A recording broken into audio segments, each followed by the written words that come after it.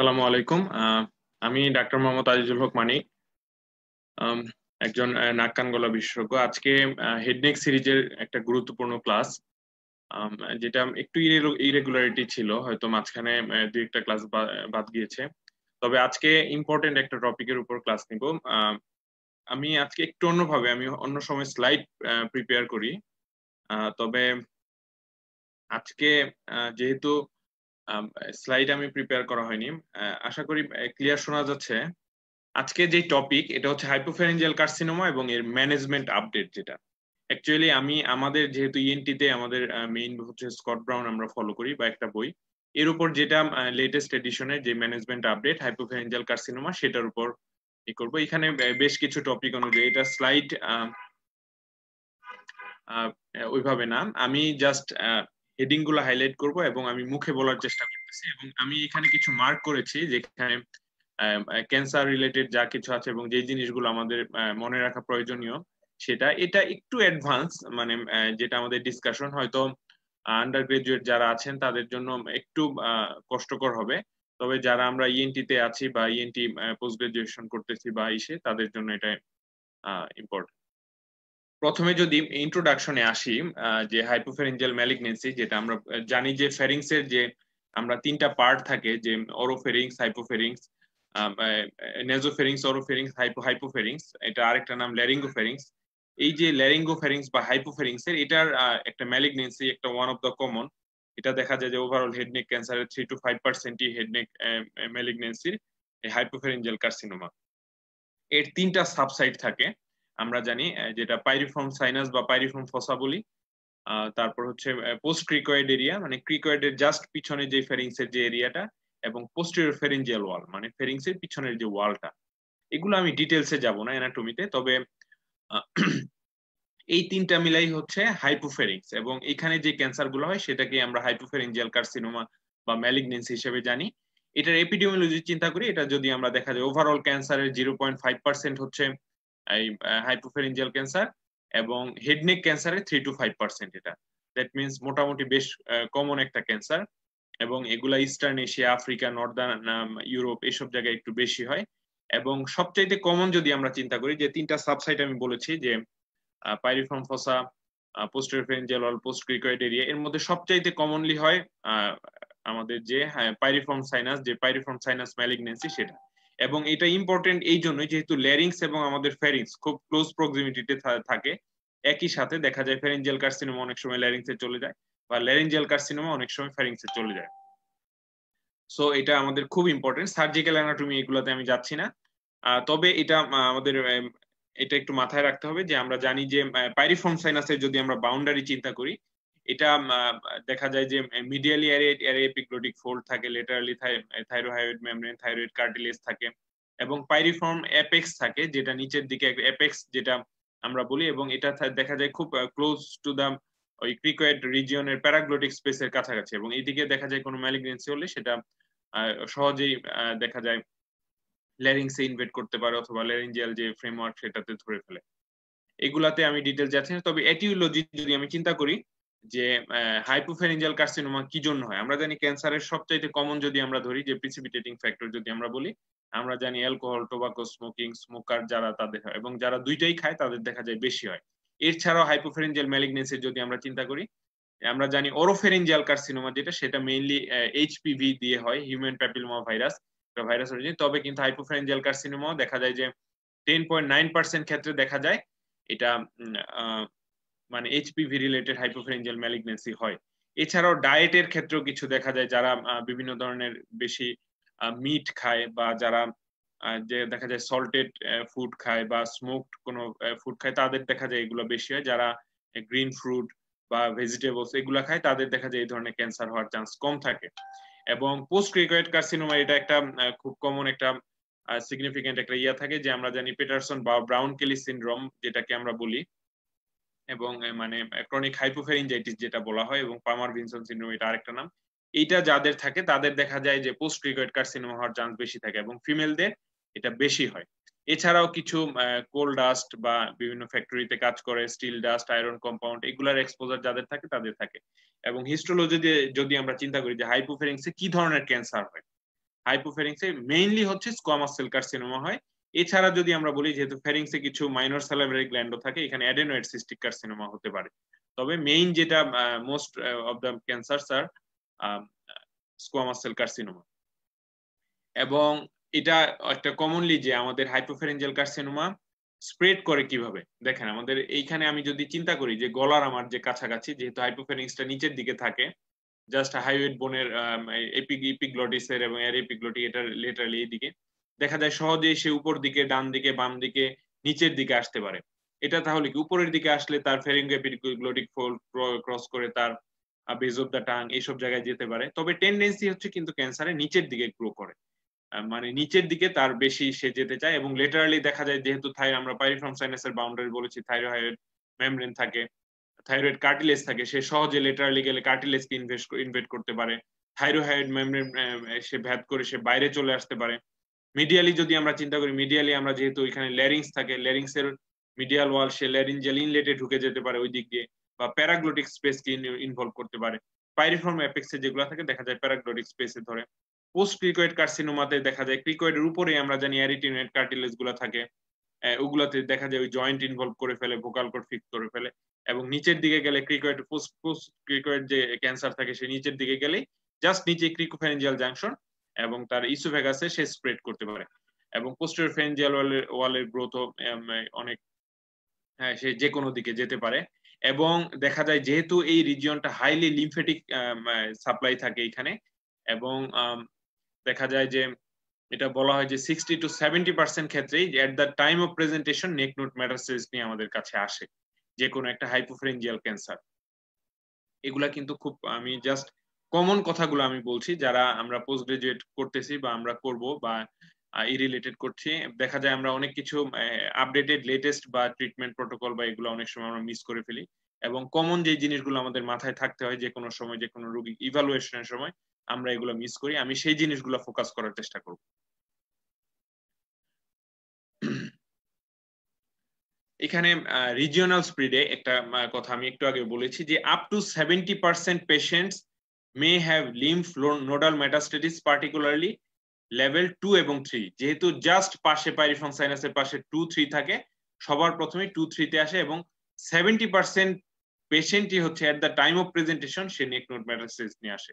এটা কিন্তু খুব ইম্পর্টেন্ট একটা। দেখা যায় আমরা যখন ক্লিনিক্যাল প্র্যাকটিস করি তখন, বা যে কোনো রোগী দেখি এই ধরনের কমপ্লেইন নিয়ে যখন আসবে, দেখা যায় যে প্রথম প্রেজেন্টেশনে তার নেক নোড আসে। দেখা যায় আগে তার যেই সিমটম গুলো ছিল, তার গ্লোবাল সেন্সেশন বা প্রিকিং সেন্সেশন, এগুলো সে পাত্তা দেয়নি। যখন তার বাইরে একটা গুটি চলে আসছে তখনই সে ডাক্তারের শরণাপন্ন হয়েছে। দেখা যায় so at the time of প্রেজেন্টেশনই 70% পেশেন্টই দেখা যায় নেক নোড মেটাস্টেসিস নিয়ে আসে। এবং যেহেতু হাইলি লিমফেটিক সাপ্লাই থাকে, সহজেই সে লিমফেটিক স্প্রেড হওয়ার চান্স থাকে, এবং সহজে দ্রুত পাইরিফর্ম সাইনাস হোক, পোস্ট ক্রিকয়েড হোক, ফেরিঞ্জিয়াল ওয়ালে হোক, সহজেই সে স্প্রেড করতে পারে। এবং লেভেল 6 আমরা জানি যে এই যে লেভেল 6 নেক নোডও কিন্তু খুব ইম্পর্টেন্ট এইসব ক্ষেত্রে। একটা দেখা যায় এটা কিন্তু আমরা অনেক সময় স্কিপ করি, আমরা সবসময় লেটারাল চিন্তা করি, কিন্তু লেভেল 6 নেক নোড যেটা প্যারাট্রাকিয়াল বা প্যারাইসোফেজিয়াল লিম্ফ নোড থাকে, এখানেও দেখা যায় ওই যে পাইরিফর্ম পোস্ট ক্রিকয়েড গ্রোথ যদি থাকে, যেহেতু পোস্ট ক্রিকয়েডটা মিড লাইনে থাকে এবং পাইরিফর্ম সাইনাস অ্যাপেক্সটাও যদি থাকে, লেভেল 6 লিম্ফ নোড হওয়ার চান্স কিন্তু খুব বেশি থাকে।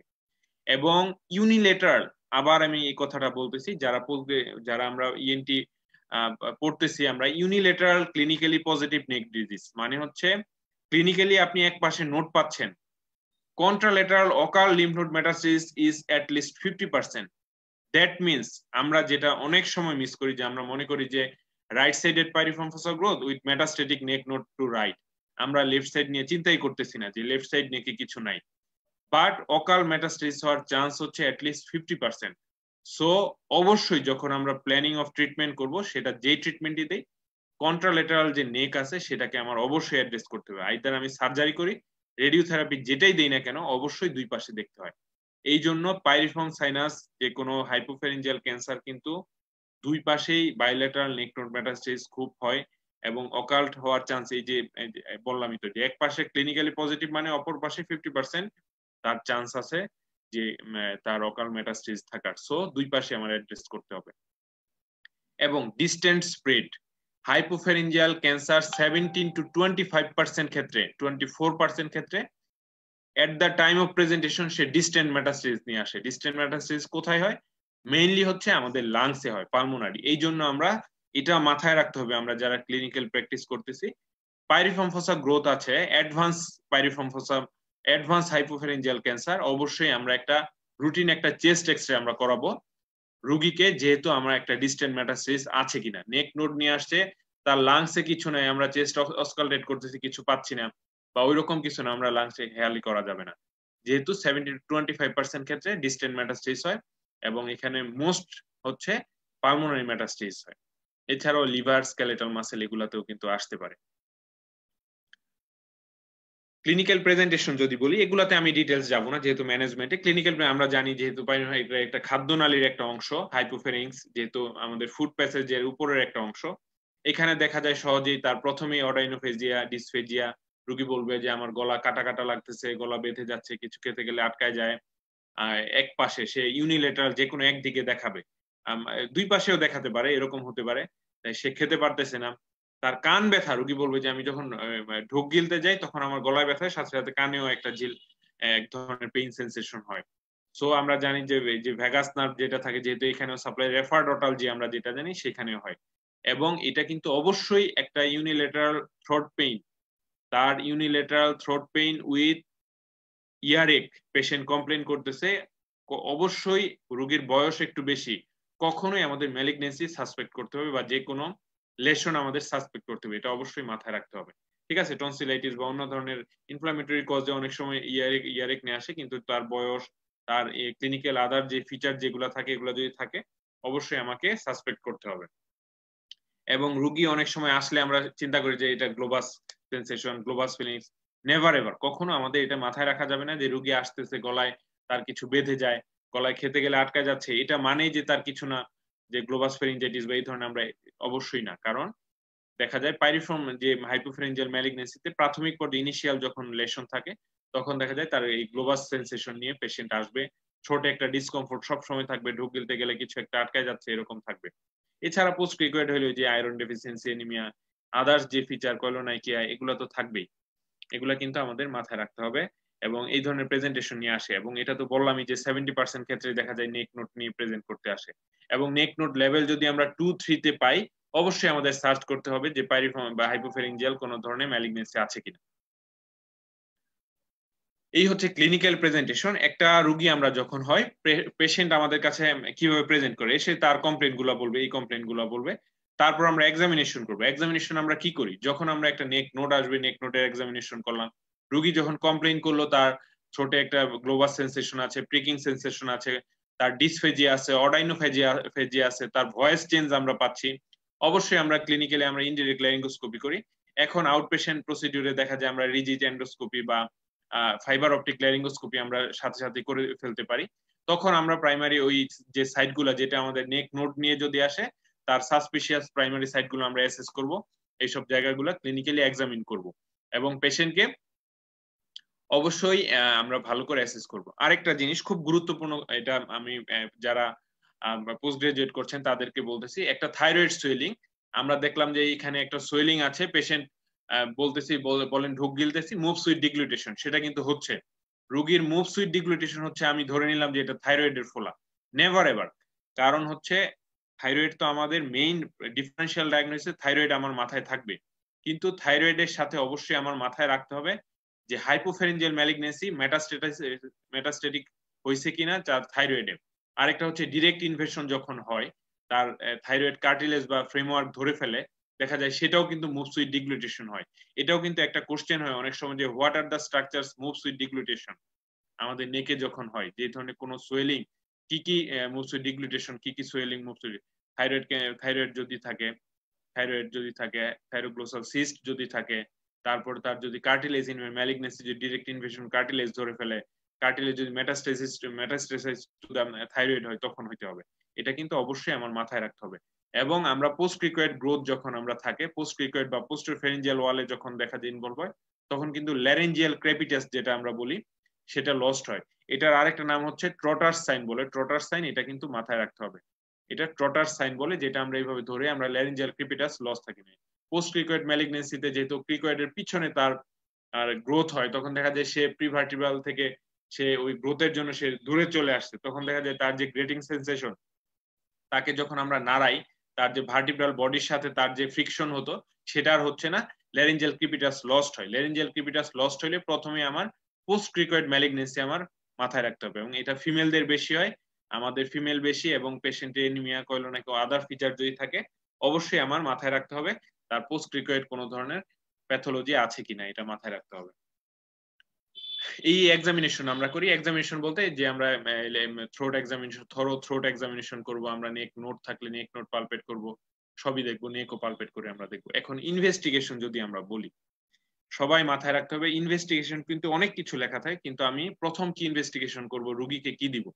রুগী আসছে, আমার সন্দেহ হইতেছে তার গলায় গ্লোবাস সেন্সেশন আছে, তার সন্দেহ করতেছে ম্যালিগনেন্সি, আমি তাকে CT scan, MRI, PET scan সব দিয়ে দিতে পারবো না কখনো। আমার স্টেপ ওয়াইজ যে ইনভেস্টিগেশন গুলো আমার দিতে হবে। আগে একটা খুব ইম্পর্টেন্ট একটা পপুলার ইনভেস্টিগেশন ছিল যে আমরা ফেরিঞ্জিয়াল কিছু হলে আমরা বেরিয়াম সোয়ালো বা বেরিয়াম ইসোফেগোগ্রাম দিতাম। এটার সুবিধাটা হচ্ছে যেহেতু সোয়ালো করে, যখন এটা খাবে দেখা যায় যে ডাইটা দেখা যায় পাস হবে, এবং যে গ্রোথটা দেখা যায় গ্রোথের এক্সটেন্টটা বোঝার জন্য অনেক সময় বেরিয়াম সোয়ালো। তবে যখন ফাইবার অপটিক ল্যারিঙ্গোস্কোপি আমাদের অ্যাভেলেবল হয়ে গেছে, এটা আসার পরে কিন্তু এটার প্রয়োজনীয়তাটা কমে গেছে। দেখা যায় যে ফাইবার অপটিক ল্যারিঙ্গোস্কোপ যেটা থাকে বা ফাইবার অপটিক ইসোফেগোস্কোপ যেটা থাকে সেটা সহজে স্কোপটা পাস করা যায়, এবং গ্রোথের যে এক্সটেনশনটা সেটা সহজে আমরা বুঝতে পারি, এই জন্য এটার প্রয়োজনীয়তা কম। নেক নোট থাকলে আমরা প্রথমেই অবশ্যই fine needle aspiration cytology. Fine needle কেন বলবো, কখনোই নেক নোড আছে, আমরা কিন্তু এটা মাথায় অনেকের থাকে যে নেক নোড আছে আমরা একটা বায়োপসিতে পাঠাই দিই।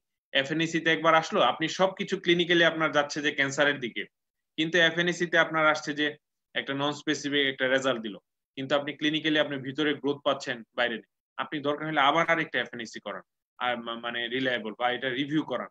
কিন্তু অবশ্যই এটা মাথায় রাখতে হবে যে আমাদের যে ফাইন নিডল অ্যাসপিরেশন সাইট, কারণ যেহেতু নন ইনভেসিভ, এটা একটা এফএনএসি করলে দেখা যায় যে ছোট একটা চিকন সুই দিয়ে করি টিউমার স্প্রেড করার বা তার ম্যালিগনেন্সি তার স্টেজ, যেহেতু ডিজিজের প্রোগ্রেশনটা চেঞ্জ হওয়ার চান্স করে, কিন্তু একটা জিনিস বায়োপসি যখন নিয়ে ফেলি তখন তার কিন্তু আউটকাম অবশ্যই পুয়ার হবে।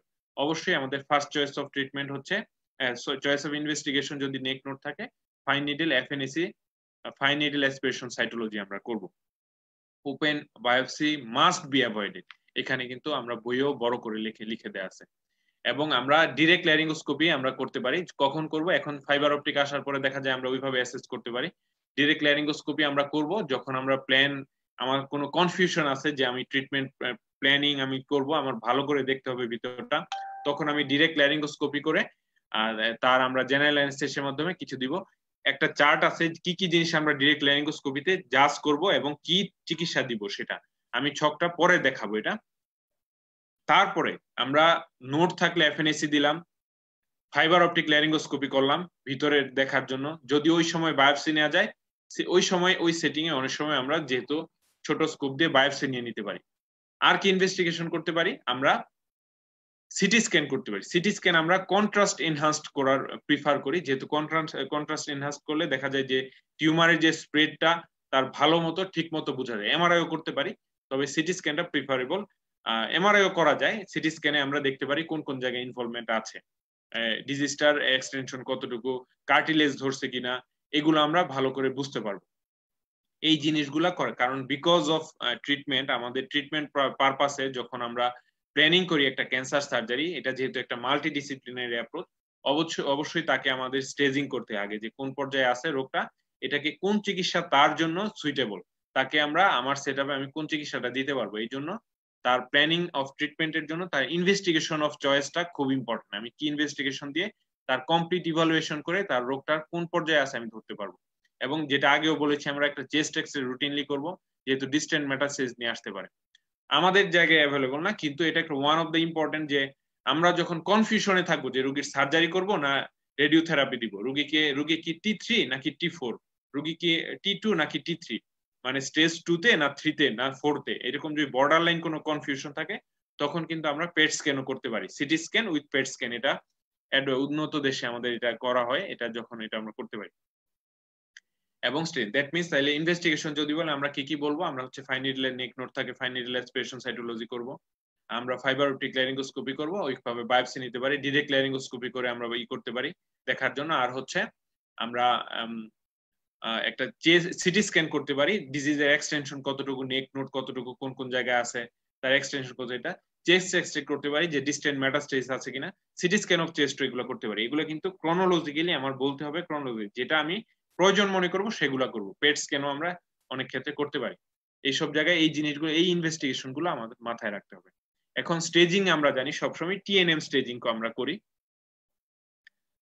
সবাইকে আমি বলবো যে একটু কোশ্চেন লিখে রাখবেন, আমি লাস্ট টাইমে আমি কোশ্চেন গুলো অ্যান্সার করার চেষ্টা করব।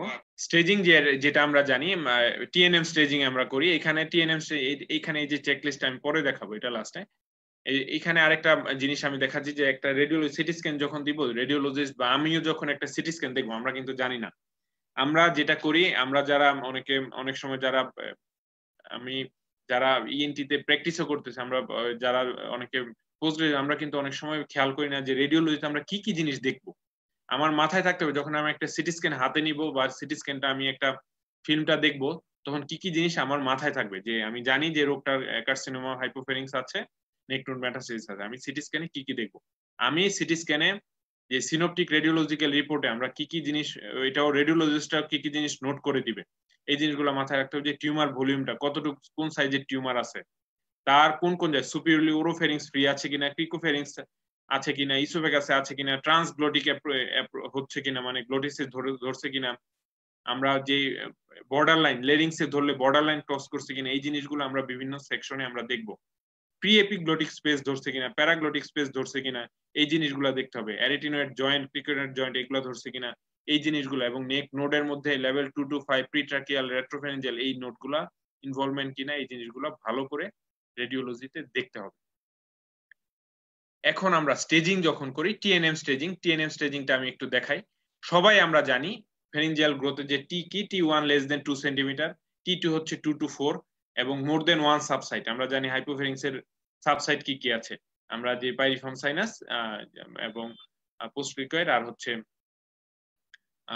কি বলে আমরা পোস্টেরিয়র ফেরিঞ্জিয়াল ওয়াল। এখন যদি টিউমার যদি মোর দেন 1 সাবসাইটেড থাকে, তখন T2 এবং 2 সেন্টিমিটারের বড় এবং 4 সেন্টিমিটারের ছোট যদি থাকে, কিন্তু এখানে কোনো হেমিলেরিংস ফিক্স বা তার লেরিংস এর কোনো ভোকাল কর্ড ফিক্সেশন থাকবে না। T3 কি, T3 কিন্তু within the primary site. আমরা জানি সব 3 কিন্তু প্রাইমারি সাইটে, মানে হাইপোফেরিংস এর ভিতরে আছে, কিন্তু এখানে ফিক্সেশন অফ দ্য হেমিফেরিংস কি বলে ফিক্সেশন অফ দ্য হেমিলেরিংস যদি থাকে, তখন আমার T3। আরেকটা T4A আর 4B করছে, এটা কিন্তু নতুন, আগের বইয়ে কিন্তু এটা ছিল না। T4A হচ্ছে মডারেটলি অ্যাডভান্স, আর হচ্ছে T4B হচ্ছে ভেরি অ্যাডভান্স। মানে হচ্ছে মডারেটলি অ্যাডভান্সে কি, থাইরয়েড ক্রিকয়েড কার্টিলেজ, হাইওয়েড বোন, থাইরয়েড গ্ল্যান্ড এগুলো ধরবে। দেখেন ভালো করে জিনিস, থাইরয়েড ক্রিকয়েড কার্টিলেজ, হাইওয়েড বোন। থাইরয়েড কার্টিলেজ মানে তার আশেপাশে যেই স্ট্রাকচার গুলো আছে, লেরিংস এর যে স্ট্রাকচার গুলা, থাইরয়েড ক্রিকয়েড হাইওয়েড, মানে 4 মানে হচ্ছে বিয়ন্ড দা, তার পাইরিফর্ম এই হাইপোফেরিংস এর চলে গেছে। তার যখন এইসব জায়গায় ধরছে, থাইরয়েড গ্ল্যান্ডে ধরছে, তার সেন্ট্রাল কম্পার্টমেন্টের সফট টিস্যুতে ধরছে, স্ট্রেপ মাসেল গুলাতে ধরছে বাইরের দিকে, তখনই আমরা এটা ধরবো হচ্ছে T4A। যখন ক্যারোটিড এনকেস করবে, যখন প্রিভার্টিব্রাল ধরে ফেলবে, তখন কিন্তু 4B। এবং প্রিভার্টিব্রাল এবং ক্যারোটিড এনকেস করা মানেই হচ্ছে, এবং মেডিয়েস্টিনামে চলে যাওয়া হচ্ছে খুব ভেরি অ্যাডভান্স ডিজিজ, এবং এগুলার চিকিৎসার ক্ষেত্রে ভিন্ন ধরনের ব্যবস্থা নিতে হয়। T4A কিন্তু T4A পর্যন্ত আমরা রোগীদের খুব ভালো আউটকাম দিতে পারি। T4B হয়ে গেলে যখন প্রিভার্টিব্রাল এবং তার ক্যারোটিড এনকেস করবে, মেডিয়েস্টিনাল এক্সটেনশন থাকবে, তখন খুব একটা করার কিছু থাকে না। এন স্টেজিং আমি জানি, আমরা সবাই জানেন, বলবো না। N1 হচ্ছে 3 সেন্টিমিটার কম, 3 to 6 হচ্ছে 2A 2B 2C আছে, এগুলো আমি ডিটেলস বলতে যাচ্ছি না। তবে এইবার আমি মেইন জায়গায় যাই, যেটা আমার মেইন পোর্শন আজকে ছিল, যে আমরা চিকিৎসা কি দিব, ম্যানেজমেন্ট। আমরা রোগীর স্টেজিং করলাম সবকিছু, এগুলা করার পরে আমরা T1 স্টেজ 1 2 3 4 করলাম, মানে 3 কি নেক নোট চলে আসা কিন্তু অবশ্যই মনে রাখতে হবে। আবার একটা কথা জিনিস বলতে, এটা আমি প্রতিবারই বলি, নেক নোট চলে আসছে, রোগী কিন্তু অলওয়েজ স্টেজ 3 তে।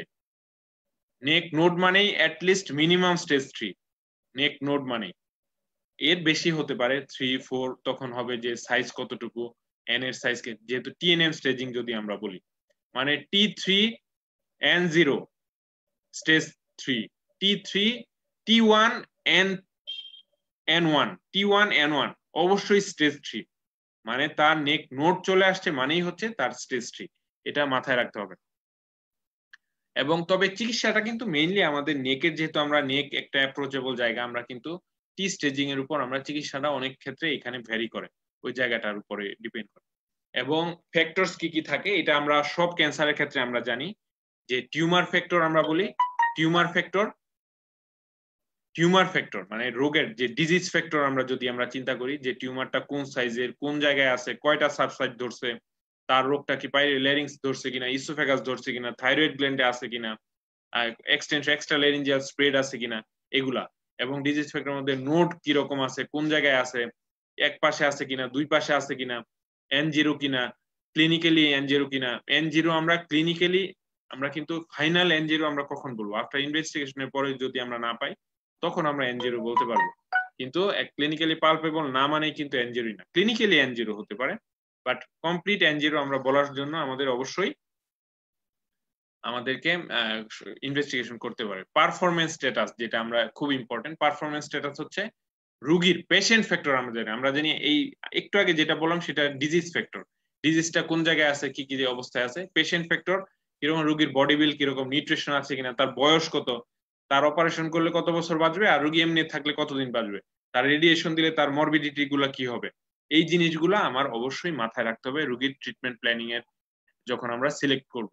এবং আরেকটা ভেরি ভেরি ইম্পর্টেন্ট আমাদের মতো মানে আন্ডার ডেভেলপ কান্ট্রি, যেটা যেখানে রিসোর্স এন্ড টেকনিক্যাল এক্সপার্টাইজ, যেটা আমাদের স্বল্পতা, যে আমরা অনেক রিসোর্সই নাই, আমরা রোবোটিক সার্জারি আমরা জানি না, লেজার অ্যাভেলেবল না, পেট স্ক্যান অ্যাভেলেবল না, টেকনিক্যাল সাপোর্ট বলতে আমরা মাল্টিডিসিপ্লিনারি যে অ্যাপ্রোচ যেটা থাকে, অনেক জায়গায় রেডিয়েশন নাই, অনেক জায়গায় দেখা যায় ক্যান্সার ডিপার্টমেন্ট নাই, অনেক জায়গায় রোগীর ফলো আপের ব্যবস্থা নাই, এগুলো অনেক ফ্যাক্টর কাজ করে।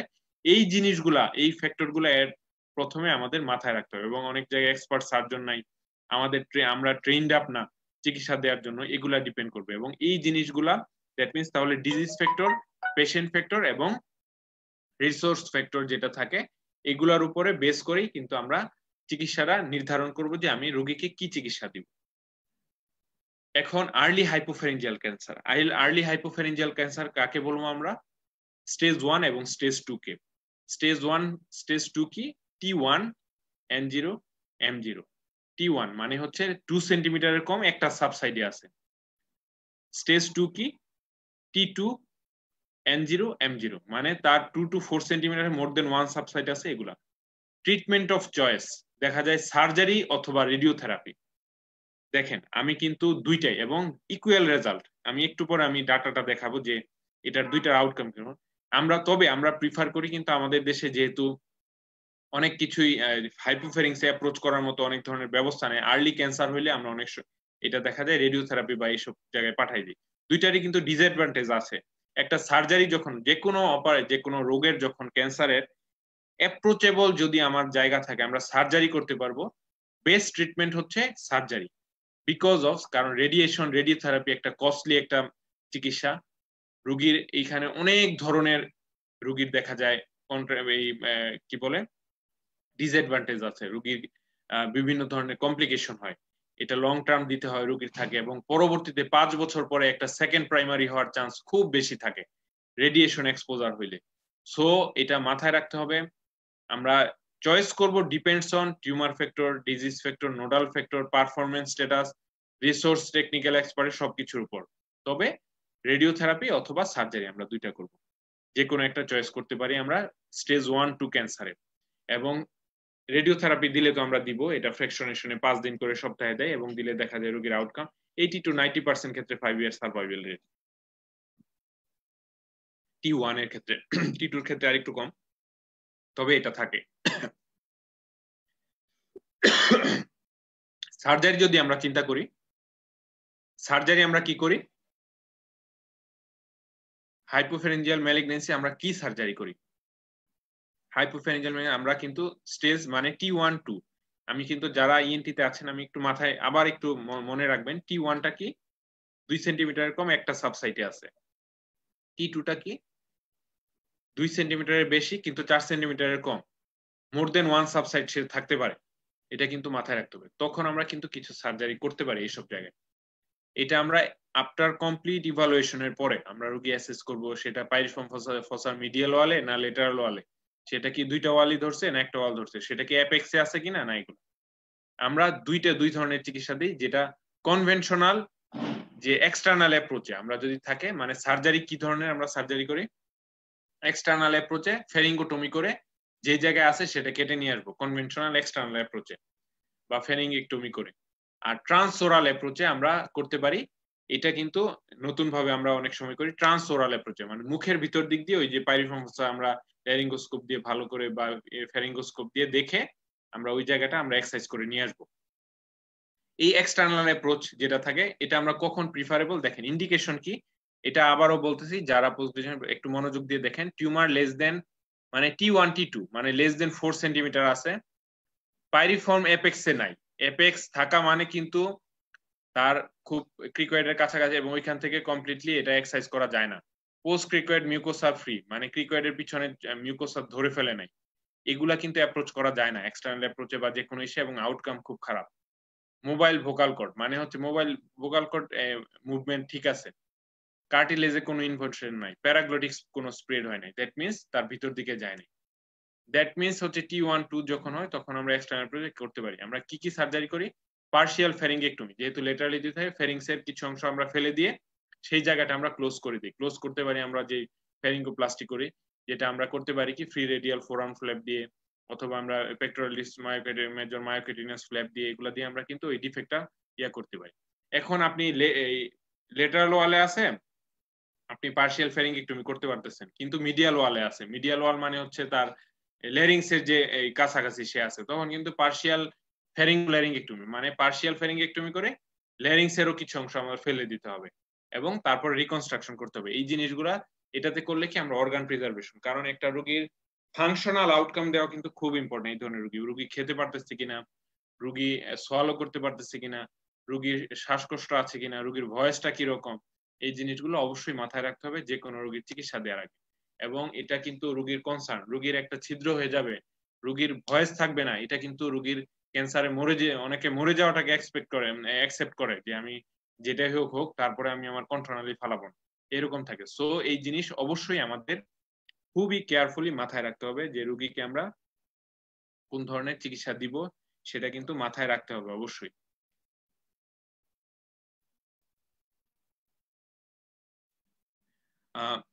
এবং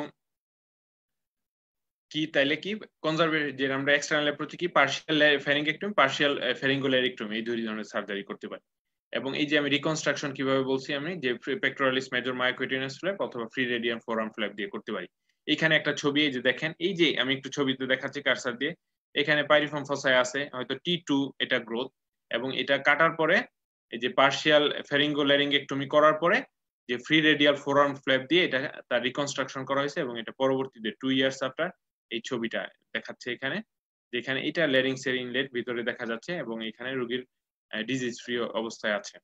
এবং দেখা যায় 5 ইয়ার সার্ভাইভাল রেট এই এক্সটার্নাল অ্যাপ্রোচে 55 to 59% দেখা যায়। ট্রান্সওরাল অ্যাপ্রোচে আমরা কি করি, যেহেতু ট্রান্সওরালি আমরা যদি আমরা জানি, ট্রান্সওরালি আমরা কিভাবে করতে পারি, যে আমরা ভিতর দিকে ট্রান্সওরালি আমরা একটা ল্যারিঙ্গোস্কোপ দিয়ে বা যে কোনো কিছু দিয়ে ফেরিঙ্গোস্কোপ সাসপেনশন ফেরিঙ্গোস্কোপ দিয়ে আমরা ভিতরে ঢুকে আমরা দেখতে পারি, এবং অ্যাপ্রোচেবল জায়গায় যদি হয় আমরা কেটে নিয়ে আসতে পারি। সেটা কি দিয়ে করতে পারি, লেজার দিয়ে করতে পারি, আমরা ডায়াথার্মি বা কোনো ডায়াথার্মি ইনস্ট্রুমেন্ট দিয়ে আমরা কেটে নিয়ে আসতে পারি, অথবা আমরা রোবোটিক সার্জারি যেটা উন্নত দেশে হয় রোবোটিক সার্জারি আমরা করতে পারি। এগুলো হচ্ছে মানে মুখের ভিতর দিক দিয়ে আমরা করি, দ্যাট মিনস এক্সটার্নাল অ্যাপ্রোচ আর ট্রান্সওরাল অ্যাপ্রোচ। এক্সটার্নাল এবং ট্রান্সওরাল এই দুই অ্যাপ্রোচে কিন্তু আমরা সার্জারি করতে পারি আমরা যে কোনো এই T1 এবং T2 স্টেজ 1 2 এর ক্ষেত্রে। ইন্ডিকেশন কি এখানেও কিন্তু less than 4 centimetre, piriform apex এবং পোস্ট রিকয়েড রিজিয়ন ফ্রি থাকতে হবে, গুড এক্সপোজার, আবারও বলতেছি গুড এক্সপোজার, রোগীর আপনি ওই জায়গাটার রোগীর একটা যে কোনো লেন্স আমরা জানি যে আমরা মেলামপাতি দেখি, সাবমিউকোসাল ফাইব্রোসিস আছে কিনা মুখের মধ্যে সেটা দেখি, তার নেকের সার্কামফারেন্স কিরকম এটা দেখি, তার মেন্ডিবলটা কিরকম, মাইক্রোগনেথিয়া না ম্যাক্রোগনেথিয়া, টাংটা কিরকম আছে, ম্যাক্রোগ্লোসিয়া আছে কিনা ভিতরে দেখা, এই জিনিসগুলা কিন্তু আমার একটা যে কোনো ল্যারিঙ্গোস্কোপি বা ফ্যারিঙ্গোস্কোপি করার আগে আমার কিন্তু অ্যাসেস করতে হয়। So it is very much important that আমরা যে ট্রান্সওরাল অ্যাপ্রোচে যাওয়ার জন্য পেশেন্টের এক্সপোজার কি অ্যাডিকুয়েট কিনা, এবং ভোকাল কর্ড অবশ্যই মোবাইল থাকতে হবে। আবারও বলতেছি, সার্জারি মানেই আমরা চয়েস করব যখন মানে T1 T2 এর ক্ষেত্রে স্টেজ 1 এর যখন মোবাইল ভোকাল কর্ড থাকবে। এবং কন্ট্রাইন্ডিকেশন কি, এই যে ফাইব্রো যখন oral submucous fibrosis, base of the tongue involvement, cervical oesophagus মানে এক্সটেনশন যখন থাকবে। এবং দুইটার ওপেন অ্যাপ্রোচ এবং আপনার যেটা ট্রান্সওরাল অ্যাপ্রোচ, দুইটার সুবিধাটা কি, কোনটা কি? ট্রান্সওরাল অ্যাপ্রোচে দেখা যায় এখানে কোনো ধরনের বাইরে থেকে ইনভেসিভ কিছু করতে হয় না, তার কোনো স্কেলেটাল স্ট্রাকচারকে ডিসরাপশন করতে হয় না, ট্রাকিওস্টমি করা লাগে না, এনজি টিউব অনেক সময় দিতে হয় না, তার অনেক সময় মুখের সাথে সার্ভে ফিস্টুলা হয়ে যায়, এগুলা হয় না ওরোফেরিংসে, এবং এগুলাতে একটা সুবিধা থাকে। ট্রান্সওরালি আমরা লেজার দিয়ে করতে পারি, রোবট দিয়ে করতে পারি, এন্ডোস্কোপের মাধ্যমে, কটারির মাধ্যমে করতে পারি। এখানে একটা ছবি দেখাচ্ছি, দেখেন এখানে এই যে রোবটের মাধ্যমে এখানে একটা হাইপোফেরিঞ্জিয়াল গ্রোথ কেটে নিয়ে আসা হচ্ছে, এখানে এই যে এক্সারসাইজ করার পরে দ্বিতীয় ছবিটা, এবং এটা সেকেন্ডারি ইন্টেনশনে এটা হিল হয়ে যাবে। এটা পোস্টেরিয়র ফেরিঞ্জিয়াল ওয়াল একটা গ্রোথ। এইটা দেখেন ট্রান্সওরাল এন্ডোস্কোপিক, মানে এখানে ভিডিওটা দেখা যাচ্ছে এই যে সাসপেনশন দিয়ে, এই যে এই ধরনের এই যে সাসপেনশন, এই যে দেখেন এই ছবিটাতে দেখাচ্ছে যে এই যন্ত্রপাতি সাসপেনশন দিয়ে রোগীকে পজিশন করে বিভিন্ন ধরনের ইনস্ট্রুমেন্ট দিয়ে এটা এডিকুয়েট এক্সপোজার করছে। তারপরে মনিটরে দেখে দেখে আমরা কোল্ড স্টিল দিয়ে এই সরি ডায়াথার্মি বা লেজার দিয়ে আমরা কেটে নিয়ে আসতেছি। ভিডিও এন্ডোস্কোপিক সার্জারি এটা বলা হয়। এবং নেকের ক্ষেত্রে কি করব, এটা কিন্তু মাথায় রাখতে হবে। যখন আমরা নেকে চলে আসা কিন্তু আমার কিন্তু অবশ্যই স্টেজ 3। এখন T1 N1 যদি হয়, অনেক সময় দেখা যায় এটা রেডিওথেরাপিতে সে সাবসাইড করে ফেলে। এখন নেকে যদি দেখা যায় রেডিওথেরাপি, রেডিয়েশন যদি আমার চয়েস থাকে, যদি নেকে রেসিডুয়াল থাকে, তখন কিন্তু আমার ফার্দার নেক অ্যাপ্রোচ করতে হবে। এবং এটা আমরা 2 to 5 লেভেল 2 to 5 আমরা লেভেল 2 to 5 আমরা ক্লিয়ার করি নেকে অ্যাপ্রোচ করলে, যখন আমরা থাকে। এবং ওপেন ওপেন যখন আমরা যে কনভেনশনাল যে মেথডে আমরা ওপেন সার্জারি করি, অবশ্যই আমরা ওই পাশে ইপসিলেটারালি কিন্তু আমরা 2 to 5 আমরা ক্লিয়ার করব। মানে পাইরিফর্ম ফসা গ্রোথ আছে, আপনি নেক অ্যাড্রেস করলেন না, এটা কখনোই না। অবশ্যই আমার আইডিয়ালি আমাদের নেক অ্যাড্রেস করতে হবে। সেটা ইউজুয়ালি যদি এক পাশে নোট থাকে, অবশ্যই তার অপর পাশে আমরা একটা ইভালুয়েশন দুই পাশে আমাদের নেক অ্যাড্রেস করতে হবে পাইরিফর্ম সাইনাস গ্রোথে যদি থাকে।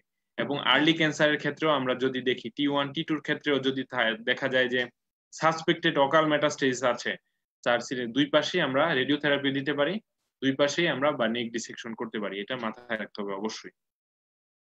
এবং 2 to 5 আমরা করি, কিন্তু অ্যাকচুয়ালি কিন্তু আমরা যে অ্যাডভান্স বা আমরা যেহেতু আমাদের দেশে এগুলো প্র্যাকটিস নাই, আমরা কিন্তু 2 to 3 করি। 3 এর পরে যদি দেখা যায় 3 তে তার লিম্ফ নোড পজিটিভ, তাহলে 4 ফেলতে হয়, 4 ফেলে অবশ্যই 5 পর্যন্ত করতে হয়, এগুলা ক্লিয়ার করতে হয়। এবং আলাদা আলাদা নেক নোড আমাদের হিস্টোপ্যাথোলজি করে দেখতে হয়। এবং অ্যাডজুভেন্ট থেরাপি, এখানে রেডিওথেরাপি, ধরেন আমি সার্জারি করছি, কখন আমি সাথে রেডিওথেরাপিও দিব, যখন আমার মনে হবে যে পজিটিভ মার্জিন আছে, ক্লোজ মার্জিন ছিল, আমার সাসপিশন আছে যে তার অকাল মেটাস্টেসিস আছে, আমি নেকেড পরবর্তীতে কিন্তু রেডিওথেরাপি আমার চয়েস হিসেবে থাকবে। তবে সার্জারি T1 T2 এর ক্ষেত্রে আমরা সার্জারি চয়েস করছি, এই ক্ষেত্রে কিন্তু আমার মাথায় রাখা যাবে না আমি পরবর্তীতে আবার রেডিওথেরাপি দিব, তাইলে কেন আমি প্রথমে রেডিওথেরাপি দিলাম না। So surgery or radiotherapy T1 T2 এর ক্ষেত্রে, সার্জারি অর রেডিওথেরাপি, ঠিক আছে? এই জিনিসগুলো মাথায় রাখতে হবে। এবং অ্যাডভান্স, এবার আমি আর্লিটা তো বললাম, অ্যাডভান্সের ক্ষেত্রে অবশ্যই ডেফিনিটিভ চয়েস হচ্ছে আমার সার্জারি প্লাস কেমো রেডিওথেরাপি। এটা কেন? অবশ্যই সার্জারির সাথে হচ্ছে রেডিওথেরাপি, কেমোথেরাপি ম্যান্ডেটরি সব কিছুর ক্ষেত্রে। অ্যাডভান্স হাইপোফেরিঞ্জিয়াল ক্যান্সার কোনটা? T3 এবং T4 যেটা আছে, এখানে একটা ছবি ওই যে IMRT দিচ্ছে, ইন্টেন্সিটি মডিউল 3D এখানে করে এরিয়া লোকেট করে ওইখানে রেডিয়েশন দিচ্ছে। সার্জারি আমরা কি করি স্টেজ 3-4 এ? সার্জারি আমার চয়েস হচ্ছে, আমরা যেটা করি কাদের আমরা সার্জারি করব স্টেজ 3-4 এ। এখানেও কিন্তু ওই যে আমার সব প্রথমে মাথায় রাখতে, পেশেন্ট ফ্যাক্টর, ডিজিজ ফ্যাক্টর, আমার এই রিসোর্স এবং টেকনিক্যাল কি কি সাপোর্ট আছে এগুলা দেখতে হবে, আমার নোড আছে কিনা এগুলা দেখতে হবে সবকিছুর উপরে। এবং এগুলার অ্যাসেস করার পরে আরো কিছু জিনিস আমরা ওই যে যেহেতু দেখবো ইন্ডিকেশন কি যখন সার্জারি আমরা চয়েস করবো, একটা হচ্ছে রোগীর সে উইথস্ট্যান্ড করতে পারে কিনা, মানে রুগী তার চিকিৎসা নিয়ে সে থাকতে পারবে নাকি রুগীকে আমরা চিকিৎসা দিয়ে যে যা ছিল তার চাইতে আমরা খারাপ করে ফেলবো, এটা অবশ্যই আমার ট্রিটমেন্ট চয়েসের ক্ষেত্রে আমার মাথায় রাখতে হবে।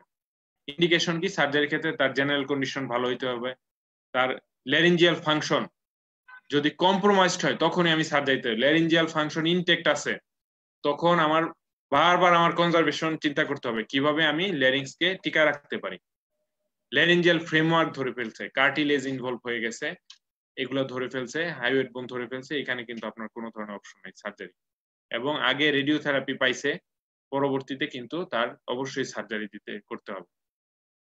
এবং কন্ট্রাইন্ডিশনের কি, তার ডিস্টেন্ট মেটাস্টেজ হয়ে গেছে, তার জেনারেল কন্ডিশন খুব পুয়ার আছে, তার ক্যারোটিড আর্টারি ইনকেস করে ফেলছে, প্রিভার্টিব্রাল ইনভলভমেন্ট আছে, এগুলা কিন্তু এক ধরনের কন্ট্রাইন্ড। এখানে সার্জারি করলে দেখা যায় খুব একটা আউটকাম পাওয়া যায় না। তবে এই রোগীদের ক্ষেত্রে কি করি আমরা, দেখা যায় প্যালিয়েটিভ বা সেলভেজ আমরা প্যালিয়েটিভ কেমোরেডিওথেরাপি দেই, এগুলা দিলে রোগীর দেখা যায় লাইফ এক্সপেক্টেন্সি কিছুটা বাড়ে, তার কিছু তার সিমটোমেটিক কিছু প্যালিয়েটিভ চিকিৎসা দিই, পেইন কিলার এগুলা দিই। এবং এই যে সার্জারি, দ্যাট মিনস আমি T3 T4 এর ক্ষেত্রে কি করব, সার্জারি করব। সার্জারি কি, বিভিন্ন ধরনের সার্জারি আছে। নিয়ার টোটাল ল্যারিঙ্গেক্টমি, নিয়ার টোটাল ল্যারিঙ্গেক্টমি মানে ল্যারিঙ্গেক্টমির কাছাকাছি, মানে এখানে আমরা ভয়েসটা প্রিজার্ভ করার চেষ্টা করি, উইথ পার্শিয়াল ফ্যারিঙ্গেক্টমি। যেহেতু ল্যারিংস ধরে ফেলছে, ল্যারিংস এর পুরোটাই ফেলে দিলাম, ভয়েসটা রাখার জন্য কিছু অংশ রাখলাম, আর পার্শিয়াল ফ্যারিঙ্গেক্টমি যে অংশটা ফ্যারিংসে ইনভলভ সেটা ফেলে দিলাম। Total laryngectomy with partial pharyngectomy, total laryngectomy with circumferential pharyngectomy, মানে কি তার পুরো থ্রু আউট দা এক জায়গায় একটা গ্রোথ আছে, পোস্টেরিয়র ফ্যারিঞ্জিয়াল ওয়াল সহ পুরাটা জায়গা সহ ধরে ফেলছে, তখন সার্কামফেরেন্সিয়াল মানে পুরো ফ্যারিংসের যে হোল সার্কেলটা আমরা ফেলে দিব, ওই জায়গাটা আমরা পরবর্তীতে ডিফেক্টটা ক্লোজ করব আমরা গ্রাফট দিয়ে, জেজুনাল ফ্ল্যাপ বা এই ধরনের ফ্ল্যাপ দিয়ে। টোটাল ইসোফেগাসে ধরে ফেলছে, পোস্ট ক্রিকয়েড গ্রোথ ক্রিকোফ্যারিঞ্জিয়াল জাংশনে ধরছে। টোটাল ল্যারিঙ্গো ফ্যারিঙ্গো ইসোফেগেক্টমি মানে ল্যারিংস তো ফেলবোই, ফ্যারিংসও ফেলবো, ইসোফেগাসের অংশ ফেলবো, এবং পরবর্তীতে গ্যাস্ট্রিক যে পুল আপ করে আমরা উপরে দিয়ে দিই। এবং এগুলো আমি ডিটেলসে যাব না। নিয়ার টোটাল ল্যারিঙ্গেক্টমি, এখানে আমরা ওই যে ইনটেক যে ভোকাল কর্ড বা ইনটেক যে একটা অংশের সুপ্রাক্রিকয়েডের উপরের অংশটা আমরা ফেলে দিব, এক পাশে আমরা কিছু অংশ যে ভয়েসের রাখার জন্য আমরা সেটা প্রিজার্ভ করব এবং নিউ ফেরিংস আবার পরবর্তীতে তৈরি করে দিব। এবং অবশ্যই নিয়ার টোটাল যখন দেখা যাবে cricoid, post cricoid reason involve আছে, ইন্টারএরিটিনয়েড রিজন ইনভলভ আছে, মানে ক্রিকয়েডের উপরে ইন্টারএরিটিনয়েড কার্টিলেজ থাকে, ইন্টারএরিটিনয়েড রিজন ইনভলভ, তখন কিন্তু আমরা নিয়ার টোটাল করতে পারবো না। নিয়ার টোটাল মানে ক্রিকয়েডের উপর থেকে আমরা অংশ ফেলি, আর সো দেখা যায় ওই রিলেটেড ক্রিকয়েডের জায়গাটা ইনভলভ করে ফেললে আমরা নিয়ার টোটালের কোনো রোল নাই, তখন টোটাল ল্যারিঙ্গেক্টমিতে চলে যেতে হবে। টোটাল ল্যারিঙ্গেক্টমি আমরা কিন্তু নিয়ার টোটাল এটা প্র্যাকটিস খুব একটা করি না, আমরা টোটাল ল্যারিঙ্গেক্টমি উইথ পার্শিয়াল ফ্যারিঙ্গেক্টমি করি। টোটাল ল্যারিঙ্গেক্টমি ফ্রি জেজুনাল গ্রাফট জেজুনা এনে বা ফ্রি রেডিয়াল ফোরাম এনে পরবর্তীতে ওইটা ডিফেক্ট আমরা করি। টোটাল যদি ইসোফেগাস ধরে ফেলে, ল্যারিংস তো ফেলবোই, ফ্যারিংস এরও কিছু অংশ ফেলবো, ইসোফেগাসেরও কিছু অংশ ফেলবো, এবং পরবর্তীতে আমরা গ্যাস্ট্রিকটা মানে স্টোমাকটা রিলিজ করে পুল আপ করে আমরা গ্যাস্ট্রিক পুল আপ করে দিব ওইখানে। এবং এই যে ফ্যারিংস আমরা যেগুলো আমরা ফেলি, এগুলো রিকনস্ট্রাকশন কখন করি, এটা একটা ভেরি ইম্পর্টেন্ট একটা আমি কথা বলতেছি, যেটা ধরা হয় যে কতটুকু পর্যন্ত আমার ফ্যারিংসের ফ্যারিঞ্জিয়াল মিউকোসা থাকলে আমি এটা ধরে নিব যে তার সোয়ালোয়িং বা পরবর্তীতে ডিগ্লুটেশনে কোনো প্রবলেম হবে না, তার খুব স্ট্রেস পড়বে না মিউকোসা রিপেয়ার করতে গেলে। এটা হচ্ছে অ্যাটলিস্ট 3 সেন্টিমিটার যদি মিউকোসা থাকে, এটা একটা ভালো 3 সেন্টিমিটার মিউকোসা, এবং 3 সেন্টিমিটার মিউকোসা আনস্ট্রেস মিউকোসা, মানে এটা টান পড়া যাবে না। এবং আমরা জানি নিউ ফেরিংস যখন আমরা ফরমেশন করি, যারা ইএনটিতে আছেন, 3টা লেয়ারে করি, এবং 3টা লেয়ারে করার সময় অবশ্যই যে ফেরেঞ্জিয়াল কনস্ট্রিক্টর মাসেল দিয়ে যখন আমরা সেকেন্ড লেয়ারটা আমরা ঢেকে দেই, থার্ড লেয়ারটা, তো এটা কিন্তু কখনোই খুব টাইট করা যাবে না, তাহলে দেখা যায় যে পরবর্তীতে তার কিন্তু সোয়ালোইং যে ডিসফেজিয়া হয়। এই জন্য আমরা কিন্তু ওই যে ক্রিকোফেরেঞ্জিয়াল মায়োটমি এই ধরনের কিছু কিন্তু পরবর্তীতে আমরা করে দিই, যাতে তার সোয়ালিং, কারণ রোগীর ফাংশনাল আউটকামটা কিন্তু খুব ইম্পর্টেন্ট। রুগী চিকিৎসা নিয়ে গেছে, রুগী ভালো হয়েছে, রুগী বুঝবে যে আমার ক্যান্সার চলে গেছে, কিন্তু রুগী কিন্তু বারবার আসবে, স্যার আমি খেতে পারতেছি না, ঢোক গিলতে পারতেছি না, আমি কথা বলতে পারতেছি না, এই জিনিসগুলো কিন্তু অবশ্যই আমার কনসার্নে থাকতে হবে, যেহেতু এখানে ফাংশনাল আউটকামটাও খুব ইম্পর্টেন্ট একটা জিনিস। এবং এই যে ফেরিঞ্জিয়াল ডিফেক্ট গুলো আমরা কিভাবে আমরা করি, এটা একটা মৌখিক কোশ্চেন অনেক সময় বলা হয়। আমরা ফ্রি জেজুনাল গ্রাফট আমরা করতে পারি, হোল সার্কামফারেন্সিয়াল হইলে ফ্রি রেডিয়াল ফোরাম ফ্ল্যাপ করতে পারি, পেক্টোরালিস মেজর মায়োকুটিনাস ফ্ল্যাপ দিতে পারি, অ্যান্টেরোল্যাটারাল থাই ফ্ল্যাপ দিতে পারি। এগুলা বিভিন্ন ধরনের আমরা ফ্ল্যাপ এগুলা দিয়ে আমরা করতে পারি। এবং নেকের ম্যানেজমেন্ট কি অবশ্যই T3 T4 আছে, T3 T4 disease invariably in every cases bilateral neck dissection is mandatory. আমি দুই পাশেই তার 2 to 5 নেক ডিসেকশন করতে হবে কম্প্রিহেনসিভ, যেহেতু 1 এ কম যায়, 1টাও তো জরুরি কিছু না, 2 to 5, এবং অবশ্যই তার অ্যাডজুভেন্ট পরবর্তীতে আমরা রেডিওথেরাপি দিতে হবে। তার যদি থাকে রেসিডুয়াল T3 এবং T4 ডিজিজে, মানে অ্যাডভান্স ডিজিজে অবশ্যই আমরা দিতে হবে। দ্যাট মিন্স সার্জারি কি সার্জারি করব, সেটা নিয়ার টোটাল অথবা টোটাল ল্যারিঙ্গেক্টমি পার্ট, মানে T3 T4 ডিজিজে আমরা কি করব, সার্জারি যদি করি, surgery plus bilateral neck dissection, মানে ল্যারিঙ্জিয়াল অথবা pharyngeal surgery, neck dissection bilateral, postoperative radiotherapy, এটা হচ্ছে চিকিৎসা। এটা কিন্তু মাথায় রাখবে, যেহেতু আমাদের দেশে স্টেজ 3-4 এর পেশেন্ট বেশি আসে, এই জিনিসটা মাথায় রাখতে হবে অবশ্যই। এবং বাইলেটারাল নেক ডিসেকশন, আমরা কিন্তু ওই যেই পাশে গ্রোথ আছে ওই পাশে কোনো রকমের নেক ডিসেকশন করে দিয়ে পেশেন্টকে ছেড়ে দিলাম, যাক রেডিওথেরাপি পাক, এটার আউটকাম কিন্তু যেটা দুই পাশে নেক ডিসেকশন করে দিচ্ছি পরবর্তীতে রেডিওথেরাপি পেয়েছে সেই রোগীর ক্ষেত্রে চাইতে অবশ্যই খারাপ হবে। সো দুই পাশেই নেক ডিসেকশন করতে হবে, পাইরিফর্ম সাইনাস যদি বা হাইপোফেরিং যদি ইনভলভ থাকে। এবং 5 ইয়ার সার্ভাইভাল রেট দেখা যায় 57%, যেখানে আমরা ল্যারিঙ্গোফ্যারিঙ্গেক্টমি যদি করি 5 বছর 57% ক্ষেত্রে 5 বছর সার্ভাইভ করে পেশেন্ট। এবং either radiation therapy or concurrent chemoradiotherapy is essential in every treatment protocol in cases of stage 3 and 4 hypopharyngeal cancer. এটা কিন্তু অবশ্যই মাথায় রাখতে হবে। আরেকটা জিনিস, যদি রেসিডুয়াল নেক ডিজিজ থাকে, আপনি দেখা যায় রেডিওথেরাপি দিবেন, তার নেক নোড রয়ে গেছে কিন্তু তার প্রাইমারি সাবসাইড করে ফেলছে, তখন আমরা নেক ডিসেকশন করে দিতে হবে পরবর্তীতে। 2 to level 5 আমরা নেক ডিসেকশন করতে পারবো। একটা রোগী রেডিওথেরাপি পেয়ে আসছে, আমি কিন্তু রোগী কি করব, রোগীকে একটা অনেক সময় আমরা ফলো আপ স্ক্যান দিই, যেহেতু T1 ডিজিজ বা T2 ডিজিজ, এটা পেট স্ক্যান আমরা করাই। এটা 3 মাস পরে 12 উইকস পরে আমরা একটা পেট স্ক্যান করতে পারি। রোগীর যখন ইডেমা টিডেমা সাবসাইড করে যায় তখন আমরা পেট স্ক্যান করে আমরা দেখব যে তার রেসিডুয়াল অথবা রেসিডুয়াল রয়ে গেছে কিনা। কারণ আমরা জানি রেসিডুয়াল আমরা 6 মাসের মধ্যে যদি ডিজিজ থাকে তাহলে আমরা সেটা রেসিডুয়াল, এবং 6 মাস পর্যন্ত ফ্রি ছিল, 7ম মাসে আসছে সেটা রিকারেন্ট ডিজিজ, মানে 6 মাসের উপরে গেলে রিকারেন্ট, আর 6 মাসের মাঝখানে থাকলে সেটা রেসিডুয়াল হিসেবে ধরে নিতে হবে। এবং রুটিন আমরা যেটা পেট স্ক্যান করি আমরা রেডিওথেরাপির পরে বা যে কোনো যে সার্জারির পরে আমরা যদি রোগী ফলো আপে আমরা পেট স্ক্যান করলে সেটা 12 উইকস আফটার আমরা করি। এবং যদি রিকারেন্ট মেটাস্টেটিক ডিজিজ আসে, রিকারেন্ট যদি দেখা যায় আগে রেডিওথেরাপি পাইছিল পরবর্তীতে আবার গ্রোথ নিয়ে আসে, তখন সেকেন্ড চয়েস কিন্তু আমরা অবশ্যই আমরা সার্জারি প্রিফার করব। তবে অবশ্যই আমরা সবসময় ফাংশনাল ইম্পর্টেন্স দেখতে গেলে দেখা গেল রোগী 2010 সালে পাইছে রেডিওথেরাপি, 2020 সালে আসছে তার রিকারেন্স নিয়ে, তখন কিন্তু আমার প্রথম মাথায় তার কিন্তু ভয়েস টয়েস সব ঠিক আছে, রোগীর অল্প একটু রিকারেন্স হয়েছে, তখন কিন্তু আমরা সেকেন্ড রেডিয়েশনের আমরা মাথায় রাখবো যে প্ল্যান দ্বিতীয়বার আবার রেডিয়েশন দেওয়া যায় কিনা, অথবা কোনো সেকেন্ড প্রাইমারি হয়েছে কিনা, বা আমরা সার্জারি করতে হবে। এগুলো সবকিছু পেশেন্ট ফ্যাক্টর, ডিজিজ ফ্যাক্টর, আমার সেটআপ ফ্যাক্টর সবকিছুর উপর ডিপেন্ড করবে। এই জিনিসগুলো অবশ্যই মাথায় রাখতে হবে। ফলো আপ কিভাবে করব, এটা কিন্তু পোস্ট গ্রাজুয়েট লেভেলে একটা বড় কোশ্চেন নিয়ে আসে। আমরা একটা রোগীর ফলো আপ কিভাবে করব, প্রথম 2 বছর 2 মাস পর পর রোগীকে বলবো আপনি 2 মাস পর পর আমার কাছে আসেন, তৃতীয় বছর বলবো 4 মাস পর পর আসেন, চতুর্থ বছর বলবো 6 মাস পর পর আসেন। প্রথম 2 বছর 2 মাস পর পর, তৃতীয় বছর 4 মাস পর পর, চতুর্থ বছর 6 মাস পর পর, পঞ্চম বছর থেকে ইয়ারলি 1 বছর পর পর, এবং পঞ্চম বছরের পর থেকে আমি সেকেন্ড প্রাইমারি হয়েছে কিনা, যেহেতু আগে রেডিওথেরাপি যদি পেয়ে থাকে তার অন্য কোথাও এই জিনিসগুলো সার্চ করব। তার ভয়েস ঠিক আছে কিনা, কথা বলতে পারে কিনা, তার সোয়ালোইং ঠিক আছে কিনা, সে গিলতে পারে কিনা, রোগীর দাঁত ঠিক আছে কিনা, যেহেতু রেডিওথেরাপি পাইছে অস্টিও রেডিও নেক্রোসিস হয়, এগুলো ঠিক আছে কিনা, তার থাইরয়েড স্ট্যাটাস, তার থাইরয়েড যেহেতু রেডিওথেরাপি দেওয়ার পরেও থাইরয়েড ড্যামেজ হয়, বা তার অনেক সময় ল্যারিঙ্গেক্টমি করলে অ্যাটলিস্ট হেমিথাইরয়েডেক্টমি করি এবং পরবর্তী রেডিওথেরাপি পাই, থাইরয়েড হরমোনাল স্ট্যাটাস, তখন যদি হরমোন যদি কম থাকে তাকে এগুলো দিতে হবে, এবং এই জিনিসগুলো আমার মাথায় রাখতে হবে। এবং ওই যে ডিজিজ সার্ভিলেন্স যখন আমরা করি 10 থেকে 12 সপ্তাহ পর, 3 মাস পরে কিন্তু আমরা একটা পেট স্ক্যান করি, এই হচ্ছে কথা। এবং কি পয়েন্ট যদি আমরা চিন্তা করি, T1 T2 ডিজিজে আমরা আমাদের পার্সপেক্টিভ আমরা চয়েস করি রেডিওথেরাপি ট্রিটমেন্ট। আমরা যদি সার্জারি যদি ওইরকম এক্সপার্টাইজ থাকে আমাদের, আমরা যদি ওই সেটআপ তৈরি করবি তবে সার্জারিও এটা প্রিফারেবল চয়েস হতে পারে।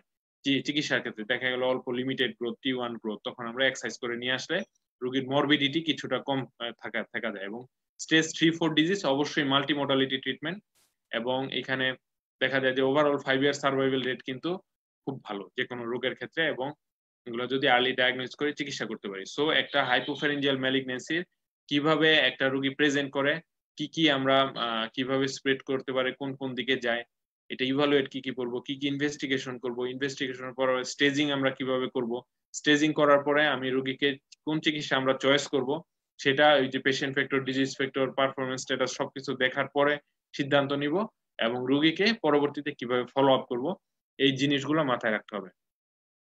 এই হচ্ছে আজকের ওভারঅল হাইপোফ্যারিঞ্জিয়াল ম্যালিগনেন্সির উপর ডিটেলস আলোচনা। এখন যদি কারো কোনো কোশ্চেন থাকে আমি একটু জানতে চাবো।